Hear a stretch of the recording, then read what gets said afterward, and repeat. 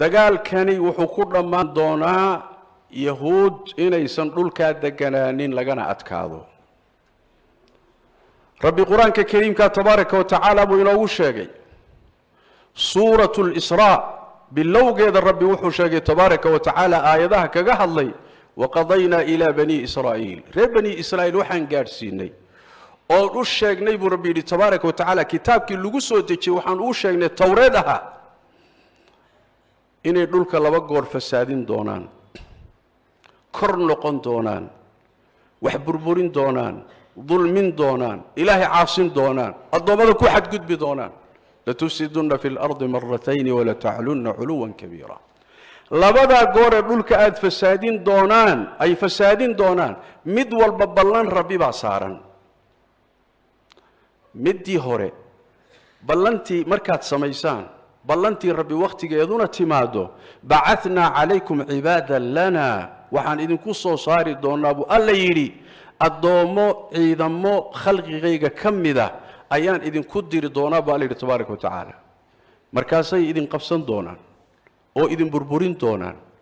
أو قريهين كده احتمشلين دونان أو سي دونان إذن كييري دونان أو إذن دولين دونان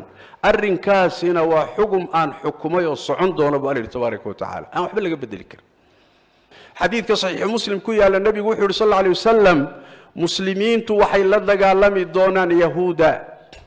ila ay laayaan oo ka adkaadaan dagaal xun baa dhici doona markay ka adkaadaan baa yahuudigu intuu cararo wuxuu ku gaban doonaa geedaha iyo dhagaxaanta iyo buuraha hoostood gadaashooda ay ku gaban doonaan markaas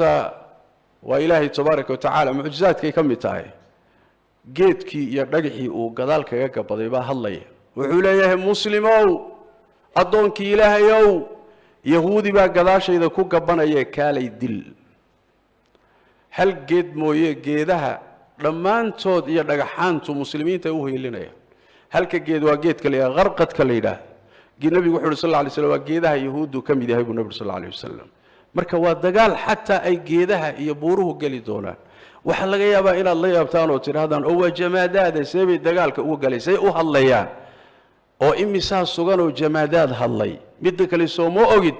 jamaadaadkan inugu wareegsan inay adooma ilaahay iyo ciidankiisa yihiin allana tabaaraka wa tacaala xilligu dooniyo sidoo doono u isticmaali karo laysa cala allahi biaziz ilaahay kuma adka tabaaraka wa tacaala xagee dagaalkani ku socda nihaayada uu ku socdo waa quraankuna ka waramay nabi maxamedna inoo cadeeyay sallallahu alayhi wasallam la taqumu as-saa'atu nabiyyi marka dagaalkaasi dhacayay waa mar qiyaamadu soo dhawaatay waa mar aan sugayno mar tagay ma waa mar qiyaamadu soo dhawaatay waa arrinkaasi marka wuxuu dhisayaa qalbiga dadka muuminiinta marxalada la mari waa la sukaana kaashaday Mareykan Israa'iil muxuu ahay Yurub qeyrkood baa isu kaashaday muslimiintuna inta tabartooda wixii nafi ku jirtay waa nool yihiin wali khudbadii horaan kaga hadlay ummadani ma dhimato laakiin waxoogaa hurday gashaa yaa waxoogaa wayaro seexataa waxoogaa wayaro daciifta laakiin ma baabacdo waxa ku jira gudaheeda mufaaji'aad iyo cajaa'ib baa ku jira marba la yaab leh miyay kula ahayd adiga taariikhda adduunka inta la qiyaasi karo wiilal hub yar wata yaa diyaarada ma wataan sawaariikh badan ma wataan waxay sameeyeen oo gacmahooda ku sameeyeen inay Israa'iil ay iyada oo dhan maqaayisteeda rogi doonaan oo aafadaasi ka dhici doonto oo ay isku dhaxdaadan doonto ciidankii iyo sirdoonkii iyo Israa'iil oo dhan miyay kula ahayd ummadda waxba ku dhex jira marka